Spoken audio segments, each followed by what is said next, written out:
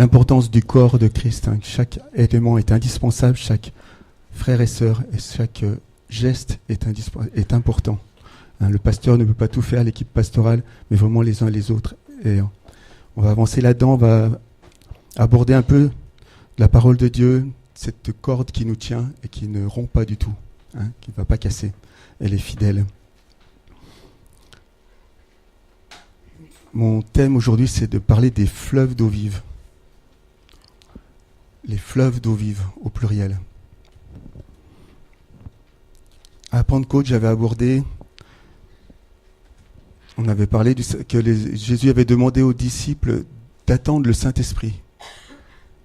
Et ils ont attendu, et ils ont reçu. Et donc j'ai rapproché cela un peu à ces fleuves d'eau vive qu'ils ont reçus un petit peu en tout cas. Et Jésus il avait fait 2 promesses en particulier. Il a dit, celui qui vient à moi n'aura plus jamais soif. Donc les apôtres l'ont vécu déjà un peu, ils n'avaient pas soif d'autre chose que Jésus, de sa parole. On l'a expérimenté aussi, que quand on vient à Jésus, on a vraiment une satisfaction intérieure. Et bon, ça ne persiste pas toujours, hein, on a encore besoin d'avoir vraiment ça. Et la deuxième promesse, c'était celui qui croit en moi, des fleuves d'eau vive couleront de son sein. Donc quand on pose la foi en Jésus, il y a plus encore que d'étancher sa soif, mais c'est de déverser sur les autres. Dans Ézéchiel 47, on avait vu j'avais essayé de trouver un passage dans l'Écriture, comme dit l'Écriture, il avait dit Jésus, un passage, on voit le temple d'Ézéchiel sous le temple, sous la porte, hein, Jésus c'est cette porte, et sous le temple, il y a un ruisseau qui sort.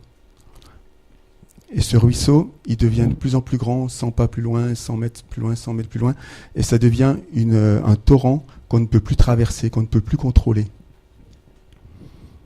Et ce torrent, il était utile, il allait visiter la plaine, il allait fertiliser la plaine, plein d'arbres fruitiers poussaient le long de ce torrent, et il allait se jeter dans la mer morte, et il allait assainir les eaux de la mer, assainir ce qui était mort, ce qui était invivable.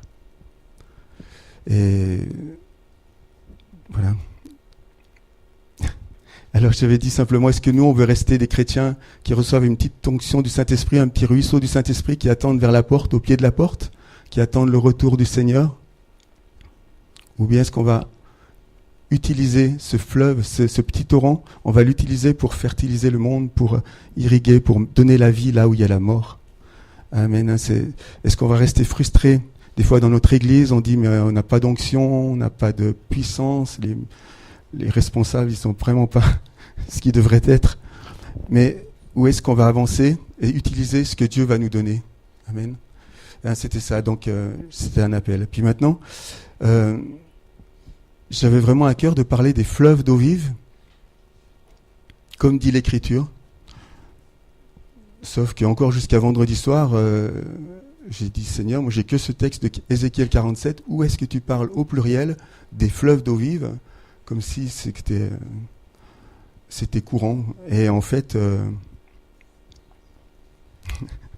vais vous le donner, on étudiera un texte ce matin, mais en fait, j'ai creusé un petit peu et, dans ma concordance, et j'ai trouvé plus de 30 textes qui parlent d'eau et de fontaines, de vie, enfin de plein de choses, et en particulier 10 qui sont au pluriel. Donc il y a vraiment dans l'Écriture des promesses qui concernent des fleuves d'eau vive.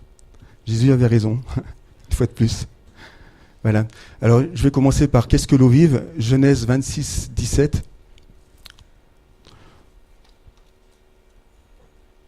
Qu'est-ce que peut vouloir dire l'eau vive telle qu'elle est exprimée là? Genèse 26, verset 17, c'était Isaac, son équipe, ses serviteurs d'Isaac, creusèrent encore dans la vallée, parce que les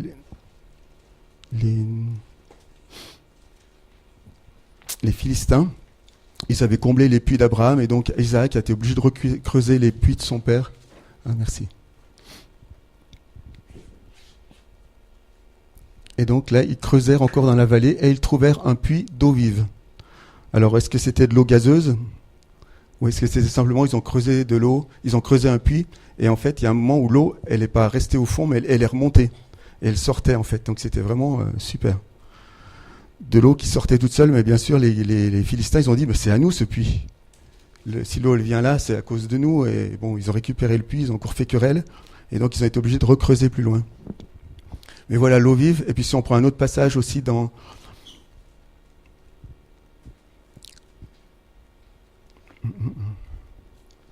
Lévitique 14:5, l'eau vive, quand Dieu parle au sacrificateur, enfin c'est Moïse qui a donné la loi, il disait tu devais répandre la cendre sur l'eau vive. Et en fait, l'eau vive, c'était simplement sur un ruisseau qui coule, sur de l'eau qui coule. Donc vraiment, c'est pas de l'eau vive qui est effervescente, mais plutôt de l'eau qui coule, de l'eau courante par rapport en opposition à de l'eau stagnante, à un marécage ou à la mer morte qui est vraiment bloquée. Donc l'eau vive, c'est quelque chose qui coule de nous. Est-ce qu'on a vraiment cette eau vive qui bouillonne en nous et qui sort d'elle-même, ou est-ce que des fois, il faut aller vraiment puiser? Est-ce que c'est un peu plus profond et ça ne veut pas vraiment sortir? Est-ce qu'on est sous pression ou on est un peu stagnant, vaseux? Donc cette eau avait deux propriétés. Premièrement, elle coule toute seule, donc pas de fatigue. C'est ce que la Samaritaine voulait. Elle disait, mais donne-moi de cette eau qui sort toute seule. Elle sort toute seule, et en plus, celui qui boit de cette eau, il n'a plus jamais soif. L'eau que Jésus va donner. Voilà, l'eau vive dont parle Jésus. Est-ce qu'on est d'accord pour en avoir ou en avoir plus? Amen. Alors voilà, on va passer au numéro 2. En fait, on a tous goûté de cette eau à la nouvelle naissance. On a fait une expérience avec Jésus qui fait qu'il y a quelque chose qui s'est ouvert en nous. Notre esprit s'est réveillé. Et c'est vrai que notre corps n'a plus les mêmes besoins qu'avant. On a une satisfaction à l'intérieur quand on est en communion avec Dieu, quand on vit cette présence de Dieu comme on le vit dans la louange, l'adoration, dans ces moments de prière particuliers. Quand il y a l'onction, on est sensible et on a vraiment cette vie qui coule en nous, qui est en nous, qui est réveillée. Cette source qui coule jusque dans la vie éternelle, comme disait Jésus. C'est notre esprit qui est éternel, il va couler, on sera avec Dieu toujours. Et voilà, mais on a besoin de vraiment prendre toute la promesse, ne pas seulement se contenter de quelques gouttes au pied de la porte, mais vraiment d'avoir ces fleuves d'eau vive qui seront utiles pour le reste, pour le monde. Amen.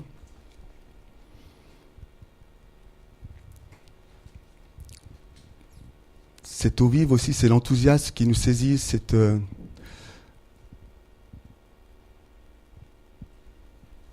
prières des fois qui viennent dans l'onction, quand on sent cette présence d'onction, l'onction du Saint-Esprit.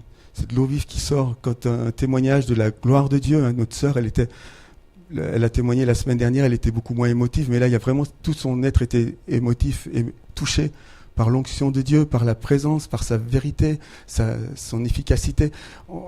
On est vraiment transporté, enthousiaste.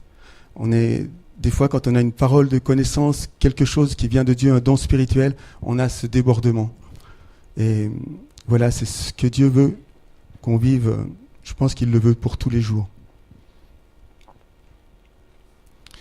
Est-ce que ce que les apôtres ont vécu à la Pentecôte, c'est là tous les fleuves d'eau vive?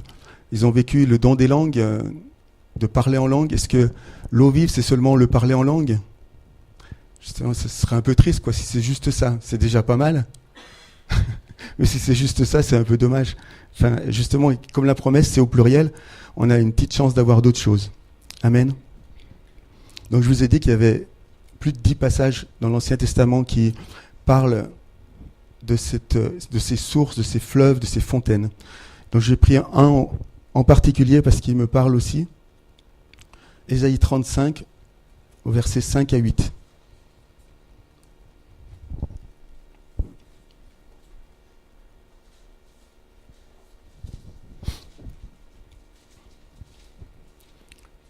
Je prends juste la partie du verset avant.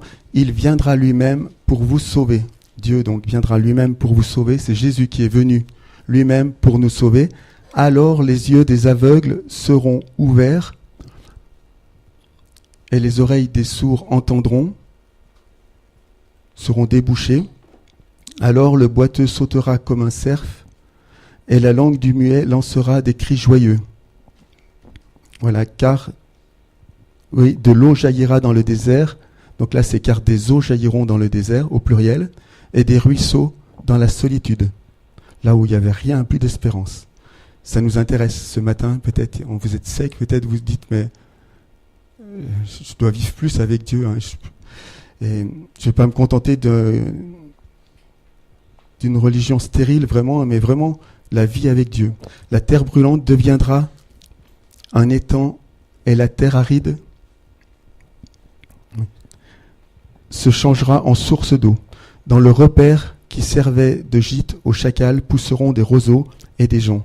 Donc là où il y avait vraiment le désert, le sable, ça se pousse toutes sortes de végétation qui viennent dans l'humidité. Il y aura là une route, un chemin qu'on appellera chemin de la sainteté. Aucun impur n'y passera. Il sera réservé pour eux lorsqu'ils suivront ce chemin. On ne pourra pas se perdre, il y a un GPS, ceux qui disent GPS guidé par le Saint-Esprit, pas guidé par le Seigneur. C'est vraiment, c'est ce chemin que Dieu a préparé pour nous, ce chemin de la sainteté, avec cette source d'eau vive qui vient en nous. Amen. Et j'aimais ce passage, je voulais le rapprocher. Jésus a accompli ces choses, il a guéri des aveugles, des boiteux, des sourds, des muets, et bien d'autres encore, des paralytiques aussi.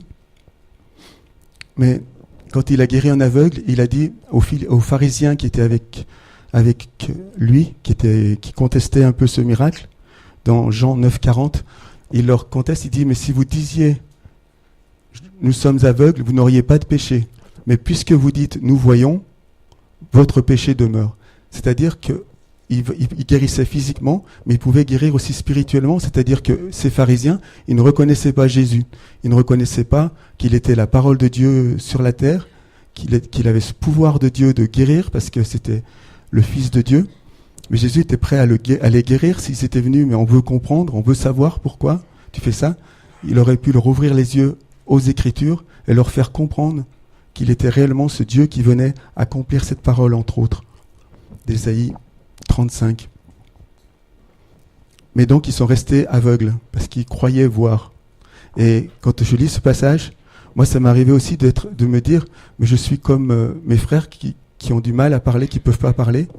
Des fois, quand je suis dans les choses spirituelles, j'arrive pas, peut-être ça peut être en parler en langue, mais ça peut être en chanter en langue, de recevoir une parole, de pouvoir la donner, de pouvoir prophétiser, de pouvoir prier. Des fois, on a honte.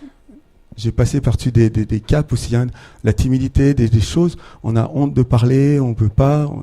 On est comme des muets. Et de pouvoir crier à Dieu pour qu'il nous ouvre la bouche. Quand on veut parler, témoigner de lui dans la rue, à un ami, ou comment on est bloqué, on est vraiment sans mots. Comme ça, on n'arrive pas.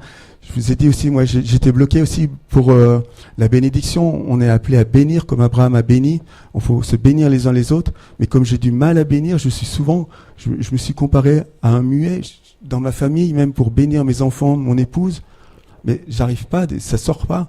Et j'ai trouvé, je fais un peu comme Zacharie, il écrivait sur une ardoise. J'écris sur un bout de papier ou sur une carte postale. C'est indirect, mais c'est un moyen de pouvoir parler quand même, communiquer. Mais Dieu veut vraiment que c'est comme un puits, comment aussi il fallait creuser à chaque fois, à chercher. Mais Dieu veut que ce soit vraiment quelque chose qui coule de nous. Et on a besoin de reconnaître qu'on est muet, qu'on n'entend pas, qu'on est sourd. Quand on a la présence de Dieu comme tout à l'heure, il y a juste quelques-uns qui parlent, qui prophétisent. Mais on est sourd, on n'entend pas cette parole. C'est chouette, il y avait 2 sœurs qui ont entendu la même parole. Mais tous, on devrait entendre Dieu qui parle. Et nous parler et parler aux autres, pas seulement pour nous. On est sourd, je suis sourd aux choses spirituelles, insensible des fois sa présence. Des fois les gens ils disent « Ah, t'as senti le Seigneur, sa présence ?» Moi je sens rien. Je suis vraiment insensible, vraiment comme pas un paralytique, mais quelqu'un qui s'en erre. Et on a besoin d'apprendre, de retrouver ces choses spirituelles, ces nerfs spirituels. C'est pas seulement les sentiments, pas dans les sentiments, seulement les émotions, mais vraiment dans l'être spirituel. là où Dieu nous conduit.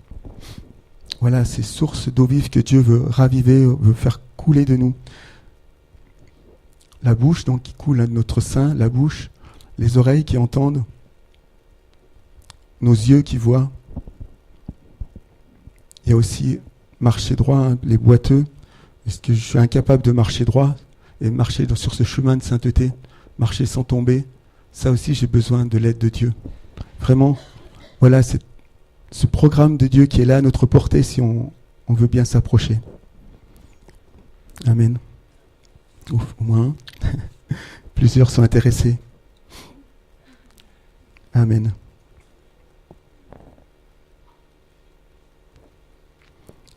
Le but de tout ça, c'est pas seulement notre bien-être. Je voulais parler aussi du pardon. Des fois, quand on veut pardonner, on est aussi muet. Quand on doit pardonner à quelqu'un, on trouve plus nos mots, quoi. Facilement, on peut être bloqué. Et pourtant, Dieu veut nous donner des mots de pardon, veut nous donner des messages d'amour, de nous donner des messages de réconciliation. Est-ce qu'on va rester muet ou est-ce qu'on va crier à Dieu notre besoin?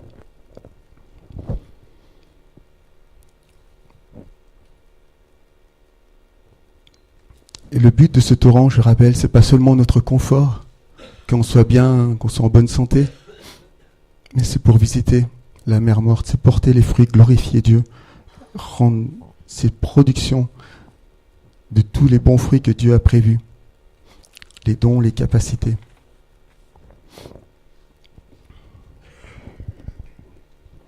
Je vais juste effleurer le troisième chapitre, c'est comment se fait-il, comment des fleuves d'eau vive, alors que comment il y a un pluriel de fleuves d'eau vive, alors que dans Ézéchiel il y a un seul torrent qui sort. Comment un fleuve, comment un ruisseau qui sort du temple, il devient un torrent qui déborde, un torrent puissant, alors qu'il n'y a pas d'affluent, il n'y a pas d'autre courant qui arrive. Comment cela se fait-il? Comment cela peut-il se faire? Je prendrai juste un passage dans Ésaïe 32, verset 2. C'est une portion de passage, tout le passage est bien, mais chacun sera comme un courant d'eau dans le désert. Chacun sera comme un courant d'eau dans le désert. Ça veut dire que chaque petit courant d'eau que nous sommes, quand nous nous réunissons, ça devient quelque chose de plus puissant. Donc ce courant, ce torrent, il grandit. C'est pas seulement dans le nom, mais c'est dans l'unité, quoi. Vraiment dans l'unité. Quand vous êtes un, vous demandez quelque chose en mon nom, il répond, Jésus, il est garanti même. Voilà. La puissance de Dieu se fait dans la synergie, dans la synagogue, dans l'unité, dans la prière. Ça, c'est une puissance. C'est pareil pour les dons spirituels. Il y a les dons, ils sont donnés pour l'utilité commune. Je n'ai pas de dons spirituels à la maison, pratiquement pas. S'il y a un don, quelque chose, une connaissance ou une parole ou un message inspiré, c'est à cause de l'assemblée, c'est à cause dans le corps. Sinon, il n'y a rien. Je veux dire, vendredi soir, j'avais rien du tout que le titre. Et parce que Dieu veut parler. Il donne, après il utilise les uns les autres. Et il ne veut pas utiliser seulement quelques-uns, mais tous, vraiment, abondamment. Sachons-le pour écouter, pour retrouver cette parole, pour retrouver l'intelligence des choses, retrouver vraiment ce que Dieu veut faire au travers de nous. Amen.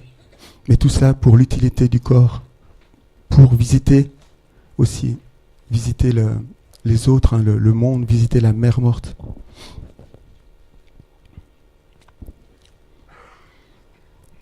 Amen. Je fais juste allusion et puis on en fera une autre fois. Donc il y a diversité de dons dans 1 Corinthiens 12, 4, diversité de dons, hein, donc il y a 9 dons spirituels, guérison, parole de connaissance, tout ça. Il y a diversité de services, de ministères, il y a 5 ministères, donc Dieu donne aussi le même esprit qui donne ces choses pour l'utilité. Apôtres, prophètes, pasteurs, docteurs, évangélistes. Diversité d'actes, et là il n'y a pas le nombre, d'opérations, d'organisations, d'entraide, d'assainissement. On voit qu'à la Pentecôte, il n'y a pas eu seulement que les paroles en langue, que la conversion, il y a eu aussi une entraide, une prise en charge des plus pauvres. Il n'y avait plus d'indigents parmi eux. Donc l'Esprit travaille dans des dons particuliers d'organisation, de répartition, d'amour. Et puis bien sûr, il y a les diversités de fruits du Saint-Esprit. On voit 9 fruits du Saint-Esprit, mais ils sont tout le long du courant, quoi. En faisant ces choses, on porte le fruit de l'Esprit. C'est une variété d'arbres qui sont là, l'amour, la paix, la joie, la patience. Excuse, je ne vais pas te faire très... La bienveillance. Parce que... je ne sais pas tous. Voilà. Un beau programme que Dieu veut mettre en nous, quoi. Vraiment nous remplir de ces choses.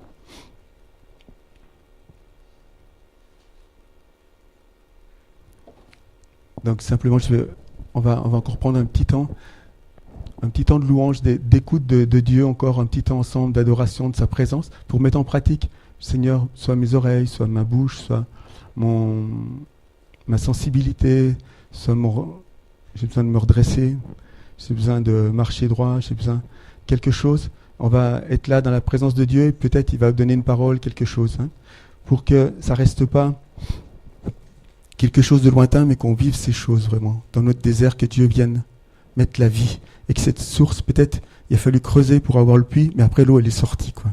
Et on a besoin des fois de creuser un peu, d'attendre Dieu, mais Dieu va venir, c'est lui qui fera cette chose, cette pression. Est-ce qu'on veut stagner dans notre médiocrité, notre insatisfaction, ou bien coopérer avec Dieu pour vivre sa promesse, nous humilier, crier notre besoin de lui pour que cette eau vive, cette eau en surpression puisse jaillir pour l'édification du corps et pour l'assainissement aussi de notre entourage. On va pas aller jusqu'en mer morte, mais ici, la mer morte, c'est déjà en nous, la purification de ce qu'il y a en nous qui est mort, mais autour de nous aussi. Amen.